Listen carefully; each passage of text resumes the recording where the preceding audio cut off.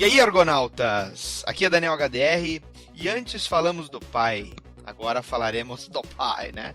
Agora falaremos do filho, falaremos de Romitinha, ou para as pessoas que não estão na podosfera, né? Que ouvem os jargões que o MDM cria e todo mundo usa e não dá crédito.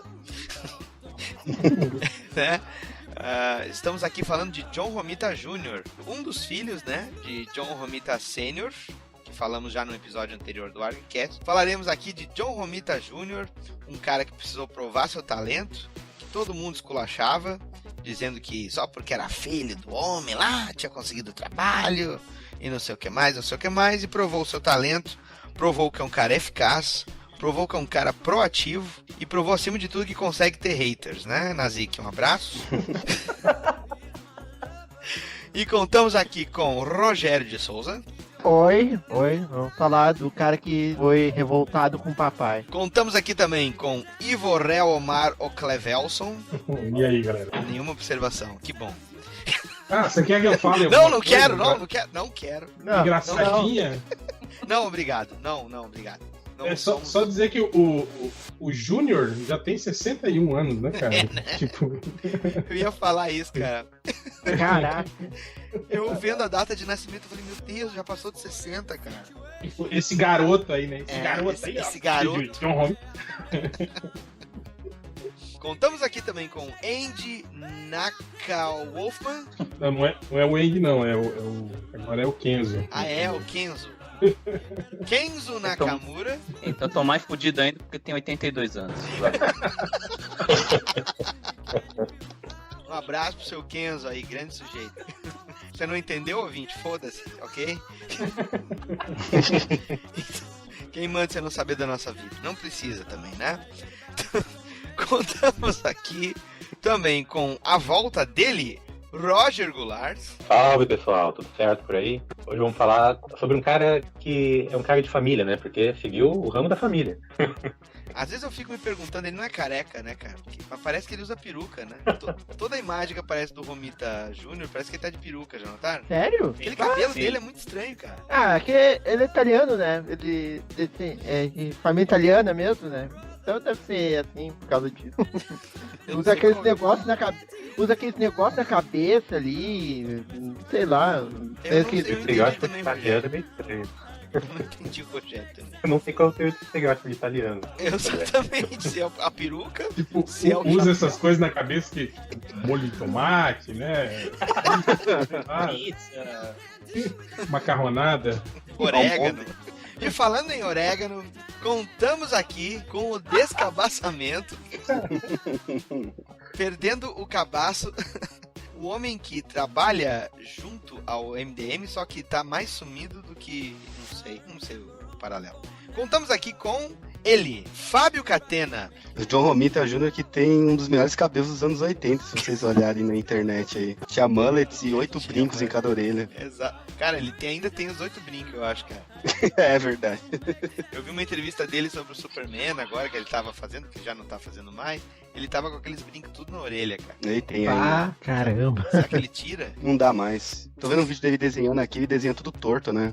Cara, eu não sei. Jeito de segurar o lápis. O John Romita, ele tem cara de figurante do Miami Vice, assim, não tem? Não parece? Ah, pior que é, cara. Pior que é. Decifrou? Ele parece aqueles caras, assim, não tem? Que, tipo, tá lá os dois caras do Miami Vice aí conversando com alguém na delegacia e tá lá o Romita. Ele tá fazendo uma ponta. É. Eu veria um episódio do Miami Vice com ele e o Phil Collins. Quem viu Miami Vice entendeu. John Romita Jr. Quando eu vi pela primeira vez a palavra Júnior, eu pensei, mas ele... Quem é que era John Romita, né? E aí, fuçando nas revistas lá da Ebal, eu acabei vendo o trabalho do pai dele. Só que o trabalho dele mesmo eu comecei a reparar bem depois. E é lógico que foi pela Editora Abril. Acho que só foi a Editora Abril a publicar ele aqui. Eu tenho a perguntar pra vocês qual foi o primeiro contato de cada um aqui. A RGE publicou, viu, uma história dele no Super Almanac do Homem-Aranha Sério? 2. Sério? É, sim, Será que mas aquele não- anual que ele fez foi o primeiro trampo dele? É quando ele ainda não desenhava que nem ele, né? Não, essa frase ficou estranha. É porque ele desenhava muito parecido com o pai dele, né? Ele não tinha esse estilão que ele tem hoje em dia. É uma história que tá ele com uns bichos-aranha tentando pegar ele. Eu não me me lembro, não sei exatamente se é essa mesma história, mas Essa o primeiro história. trampo do Romitinha, é esquisito chamar de Romitinha, né? O Tapoco lembrou que o cara tem 61 Não, anos. deixa eu falar, pô. O primeiro contato que eu tive com Ah, o viu como é bom o veneno? Tu fica cortando o pessoal no MDM, é isso, ó. Não, pô, é que eu acho que você ia queimar o meu argumento aí. Fala Primeira então, vez deputada, que eu por favor. li, que eu li algo dele, só que eu nem me ligava quem era ele não era ninguém ainda, foi dentro da Heróis da TV as histórias da Cristal, que era ele que desenhava, que o desenho nem parecia dele, parecia meio uma pegada meio Salbucema ainda, assim, né? Foi as primeironas, né? As primeiras edições, né? Acho que foi Heróis da TV 35, por ali, né? Uhum. Depois, essas histórias passaram, acho que depois pro Almanac do Capitão América, né? As histórias da Cristal. Mas eu não me ligava, assim. Mas eu fui me ligar mesmo, assim, tipo, fui prestar atenção nele mesmo, no Heróis da TV, com as histórias do Homem de Ferro. Que era ele, o David Michelinie, sei lá. E o Bob Lighton. O Bob Lighton.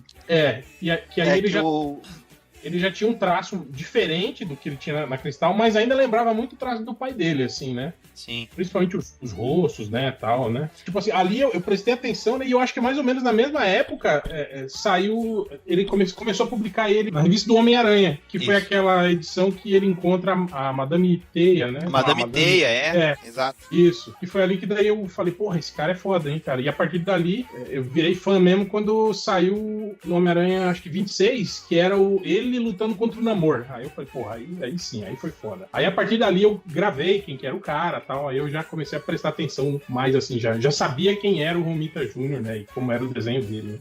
Dois pequenos complementos aí pra estabelecer também uma linha de acontecimentos, baseado no que tu falou. Ele começou trabalhando com a Marvel UK, já com... Capa, né? Isso, Estranho com 17, isso, né, cara? 18 anos ali. Ele não era inglês, né? Não morava na Inglaterra, né? Não tinha porra nenhuma a ver, né, cara? Não, é porque eles tinham que botar ele pra trabalhar, o guri tinha potencial, só que talvez pra salvaguardar ele, pra não deixar ele já disputando espaço com outros nos Estados Unidos mesmo, e até por uma questão de poderem falar, por ele ser parente do Romita Sênior, que é protecionismo, blá blá blá, aquela coisa. Ele foi pegando esses trabalhos de capas e adaptação. Começou numa divisão baixa, né? Dá pra se dizer que foi isso, porque a Marvel UK só republicava material da Marvel, né, dos Estados Unidos, e eles às vezes tinham que fazer capas diferentes, porque a revista lá era uma revista de mix, que nem aqui no Brasil. E aí a revista tinha uma concepção de capa diferente, às vezes misturando os personagens, e ele era o cara que fazia isso. E a primeira edição que ele fez inteira foi um anual do Homem-Aranha, que eu acho que é o que tu viu na RGE, viu, Hel? Que eu não sei qual é a edição exatamente. Oh, seu Júlio Cruz entrou agora. Era o King Size anual. Vamos adicionar o seu Júlio Cruz aqui. Número 11. Não sei qual o teor da história, mas ele tem uma curiosidade que ele, quando o pai dele estava desenhando lá por volta de 69, ainda o Aranha, ele teve uma ideia para um nome de um personagem, para uma origem, quando ele tinha 13 anos de idade. E eu não me lembro qual é o nome do personagem em português, ele chamava de The Polar, coisa assim. Aí o John Romita Sr. apresentou a ideia pro Stan Lee, e o Stan Lee meteu na história do Aranha. Quer dizer, ele ajudou o pai a criar o design do personagem, lá um vilão genérico lá pro Aranha. Foi o primeiro trabalho dele, por assim dizer. E esse esquema do Homem de Ferro, Will, falou, ele só fez os breakdowns, que é um termo que a gente dá para quando o cara faz o esboço da página, né? Definindo muito pouco o desenho, e aí o arte finalista faz um acabamento por cima, que eles chamam de finishes. Porque é o que o Rob Liefeld faz até hoje. Assim, né? Se alguém finalizasse para ele, eu acho que seria até ao favor, né? Mas era o caso que o Bob Litton fazia sobre o desenho do John Romita Jr., porque ele pegou esse trabalho e o Bob Litton queria destaque pro nome dele. E ele aceitou para justamente aprender mais, né? Ele comentou isso quando ele desenhava o Homem de Ferro, né? Exatamente, que ele não chegava a desenhar, tu entendeu? Ele pegava o roteiro do Michelinie, vamos dizer assim, o plot do Michelinie, fazia esses esboços, né? Pro Bob Litton pegar esses esboços, definir e botar uma arte final em cima. E depois Mas é estranho, porque eu lembro que depois de um tempo, porque essas histórias dessa fase do Homem de Ferro eram muito boas, assim, né? Lembrava a pegada meio 007, né? De espionagem, assim, né? Tal. E era muito legal. E eu lembro que eu percebia quando era só o Bob Layton desenhando assim, e quando tava com o desenho do John Romita e o Bob Layton. Que eu lembro, acho que depois de algumas edições ficou só o Bob Layton, Isso, né? Ou algumas isso aí. edições era só o Bob Layton. Ele E, tipo ficou- assim, dava pra perceber mesmo. Tipo, já tinha aquele lance que a gente elogia muito no Romitinha, né? Que tipo assim, a fluidez de movimento, né? Do desenho dele, assim, né? Que Isso. era muito, muito legal, assim, né? Que o Bob Layton já não tinha muito isso, assim, né, cara? Ele pegou o título do Homem de Ferro nesse primeiro momento que ele fazia os breakdowns pro Bob Layton. Depois ele continuou o Bob Layton como artista, desenhista e arte finalista. Depois ele pegou um segundo momento no título do Homem de Ferro fazendo a mesma função. E eu acho que foi até aquela sequência toda de histórias que mostrou Tony Stark indo com o Victor Von Doom pra Era Medieval, que saiu num anual dos grandes heróis Marvel. Até a gente fez aquele episódio lá, muito disso. Em suma, essa época aí ele tava aprendendo, né? Ele mesmo comentou assim que foi legal ele ter a humildade de deixar um cara usar os layouts dele, ele não ter que desenhar tudo e esse cara melhorar o trabalho dele. Assim, ele deve muito a esse período e ele aprendeu bastante. E tu, Andy? A primeira lembrança é da Cristal. Assim, não sabia quem era, né? Que eu me lembro. Detestava também, eu só olhava e só... Cara, não tinha como gostar daquilo, né? Era chato pra caralho. Pra caralho. Mas eu lembro tem um período que ela tava na revista do Capitão, né? Isso foi a migração de um título pro outro. E era bizarro porque era uma fase legal do Capitão, né? Era a fase do Steven Englehart, se eu não me engano, né? Sim, era. Aí você tinha que olhar, essa bosta tá aqui, que merda, né? Agora, de lembrar mesmo dele, que de Romitinha, era no Homem-Aranha mesmo, né? Era o Roger Stern, acho que era o Roger Stern escrevendo, se eu não me engano. Era o Roger Stern. Mas ainda era aquele traço já imitando o pai um pouco, né? Agora, que ele era que ele já era o traço mais diferente, era nos X-Men mesmo, na revista lá dos X-Men, né? Isso. Quando ele assumiu o título. E era um pepino, né? Porque ele e o Paul Smith pegaram uma desgraça, né? Porque tinha que continuar a fase do Burnley, né? Tipo, era difícil, né? Mas sobre esse lance da fase do desenho, eu acho que ali na reta final dele no Homem-Aranha, ele já estava estilizando mais o traço, se eu não me engano. Aquelas histórias do Homem-Aranha que saiu aqui, eu acho que nos 50, 51, que ele lutava contra um robô. Quando a Mary Jane voltou, lembra? Para as histórias do Homem-Aranha. O traço dele já estava mais, assim, mais rabiscado, assim, né? Já estava diferente, assim, né? O Romita chegou a comentar que esse período que ele desenhou o Aranha com arte final do... Não me lembro se era do Bob Weissek, não me lembro quem é o cara. Mas esse período aí da Madame Teia, e aí quando aparece o Duende Macabro e tudo mais. Essa fase, ele foi aconselhado pelo pai dele a fazer uma transição gradativa para não causar estranheza pro leitor. Porque o Aranha era um título que vendia muito e tudo mais. Associado com um pouco de insegurança da parte dele, ele pegou e ficou nesse estilo que eles consideravam como o estilo da casa, né? Até porque o John Romita Jr., o John Romita Sr. foi o cara que deu muito a cara da Marvel, assim, principalmente com o Aranha em artes de licenciamento. Estou vendo aqui, era o Jim Mooney. Jim Mooney, isso. Finalizava, E aí, quando o Romitinha foi pros X-Men, como os X-Men vendiam muito, ele pensou assim... Cara, conforme eu quiser experimentar, não tem problema, os caras vão comprar do mesmo jeito. E aí ele começou a pirar um pouco, começou a trabalhar com mais efeito de contraste, estilizar cara, os rostos mais. Eu não sei, eu posso estar falando besteira aqui, mas eu lembro que eu acho que a primeira vez que eu vi esse traço um pouco diferente dele foi no Stigma, né? Do novo universo Marvel, Sim. assim, que era um traço mais limpo, assim, né? E o Stigma é posterior ao X-Men, bem posterior. Ele, inclusive, ficou muito puto da cara. Quando obviamente, né, o Jim Shooter pegou ali os artistas que ele podia contar, ter mais confiança pro projeto, tirou os caras dos trabalhos decorrentes deles e botou todos eles no projeto Novo Universo Marvel. E o Romita ficou muito puto da cara, porque o X-Men vendia pra caralho, ele tava começando a se consolidar como artista regular da revista. Ele foi pra esse projeto que o Jim Shooter prometeu mundos e fundos pra ele, falou que ele ia ganhar royalty de vantagem e que o treco ia ser um sucesso e tudo mais. E aí deu merda, se fudeu. John Byrne ri disso. Já que tu falou, Rogério, o que tu viu primeiro do Romitinha? Ah, cara, deixa eu me lembrar. Não, assim, ó, a lembrança mais antiga, assim, que eu tenho, né, eu ia dizer X-Men, né, que eu acompanhava, quando eu passei no início dos anos 90 a ler revistas de super-heróis, os X-Men foram os primeiros, né, mas, assim, eu me lembro antigamente quando eu via...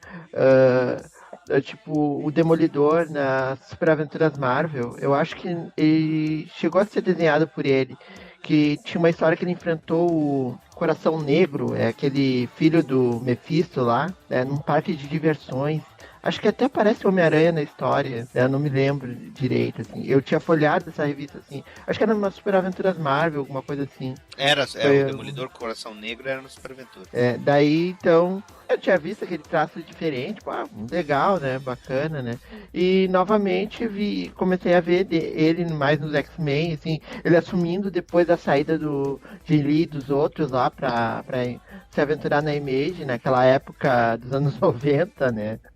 Principalmente naquelas histórias, ele assumiu o lugar, acho que da equipe que tinha como desenhista o Wilson Portácio, né? Olha que diferença, né? O Wilson Portácio, como desenhista, ele assumiu esse título dos X-Men, que era a equipe dourada, se eu não me engano. Aí mais adiante eu vi outras histórias dele, do Homem-Aranha, eu vi alguma coisa do Homem de Ferro dele na Segunda Guerra das Armaduras que ele fez, e assim por diante, né? Eu sempre achava assim, mas um dos destaques assim, que me fez assim, ver ele assim como, porra, esse cara desenha bem pra caralho. Thor, sim. Depois do Hero Reborn, né? Aqui, né? Depois do Reborn, cara. Puta que pariu. Aquela cena, assim, até hoje me lembro aquela cena do Odin preso naquela máquina exagerada ali, bem kibiana, assim. Era muito foda, assim. Essa fase era legal mesmo. Não, todos os títulos ali quando terminou. Tirando o Homem de Ferro, que era meio mais ou menos assim. O Quarteto Fantástico tinha o Alan Davis, né? Os Vingadores eram o Pérez com o Kurt Busiek. A gente acabou de falar agora do Thor com o Romitinho. Capitão América era o Ron Garney com o Mark Waid. Eram bons títulos. Eram bons títulos. E tu, Júlio? Boa noite a todos aí. Sim, tarde, Júlio noite, Cruz bom entrou dia. durante a nossa dissertação aqui. Então, Aos Júlio ouvintes Cruz, também, dependendo do nossa. horário que vocês estão ouvindo-nos. Cara, o Romitinha, eu já tinha visto várias histórias com ele, né? Dessa fase inicial aí do Aranha, principalmente, com a Madame T. Eu lembro dessas histórias. Eu lembro de gostar do traço dessas histórias. Mas eu realmente só reparei quem é o Romitinha, quem é esse puto aí. Foi nos X-Men, né, cara? Porque eu era putinha, mutante. Então eu comprava regularmente os X-Men. E foi o que falaram aí, acho que foi o Rogério que falou, né? Que ele, quando o Byrne saiu, o Cockrum voltou por um período bem curto, né? Isso. E aí depois entrou o Paul Smith, e se eu não me engano, na sequência já foi o Romitinha. Né? O Paul Smith ficou um razoável tempo, mas não tanto assim. A gente estava acostumado com o pessoal ficar bastante tempo, né? O Byrne ficou bastante tempo. Então começou a ter Mas aí depois, quando entrou o Romitinha, ele também ficou um tempo razoável. Ele né? ficou o mesmo tempo que o Byrne, cara. Ele ficou 3 anos no título dos Ficou Mutantes. bastante Mas tempo. ele e o Paul Smith não ficaram um tempo juntos? Tipo, o Paul Smith fazendo um título e ele fazendo outro do X-Men? Eu acho que não, naquela só havia época só um. tinha um título. Só havia um Só nessa tinha um época. título naquela época. Mas se eu não me Ele engano foi era ter dois, quinzenal, né? o Por isso Ivo, que ele eram foi ter dois. dois lá pelos anos 90, com a história toda de equipe dourada, equipe prateada lá. Acredite, já na- só tinha uma, né? Pois é, foi só naquela fase do Jim Lee lá que É. começou a... mas assim, tinha anuais, né? Inclusive teve um anual que foi desenhado por ele. O do Inferno que já de era Dante. que o Inferno de Dante, eu gostava pra caramba da história, até porque eu sou fã do Noturno, né? Mas o traço dele não me chamou tanta atenção nessa A arte história, né? final era esquisita. Ainda era- Eu lembro disso aí.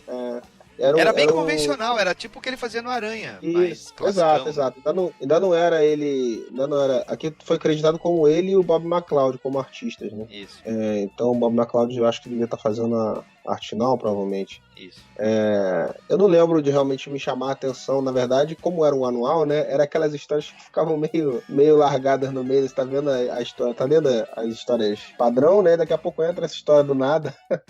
Você tá acostumado com um artista e quando entra anual, muitas vezes é outra, né? Então causava mais uma estranheza negativa do que positiva. Mas em alguns quadros era legal e tal, mas na história no geral a arte não me chamou atenção. Agora, quando ele realmente assumiu, aí foi uma fase muito legal, né, cara? Eu gostava muito. Aquela minissérie do... Aqui saiu como uma minissérie, né? Que foi a... E o quando X-Men no Japão, né? Isso, que o Wolverine ia se casar e aí Olha depois aí, hein? deu guerra. Essa série aí do Japão, ela é intercalada com o Paul Smith. Eu acho que Paul Smith, você tava certo. Foi as primeiras edições que foram É, intercaladas. É verdade. Ele tava como filhinho, exatamente. Filhinho do Paul Smith nessa época aí. E tu, Roger? A primeira vez que eu vi o trabalho dele, assim, vendo que era algo diferente, foi quando eu tava acompanhando o Homem-Aranha na década de 90. Que tava aquela fase com o Ben Reilly, sei lá. Pois é. Aquela fase com o Ben Reilly lá com o uniforme, ele era o Peter Parker, toda aquela bagunça lá. E aí eu vi que o traço era diferente, era mais dinâmico, assim, a criação. Depois eu acabei pegando alguns quadrinhos do amigo do meu irmão, e quando ele entrou na faculdade, ele me deu pra mim toda a coleção dos quadrinhos dele. Aí eu fui fuçando umas X-Men antigas lá, e eu, mas pera aqui, esse nome aqui eu acho que eu já vi em algum lugar. Aí eu fui vendo e era o Romitinha, sabe?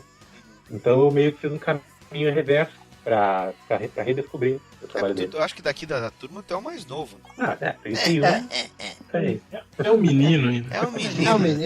É o É o jovem. Aí ele assim, o mais novo que eu vi, o meu primeiro trabalho que eu vi dele foi o Kick-Ass. Bem atual. E tu, seu Cateno, convidado especial?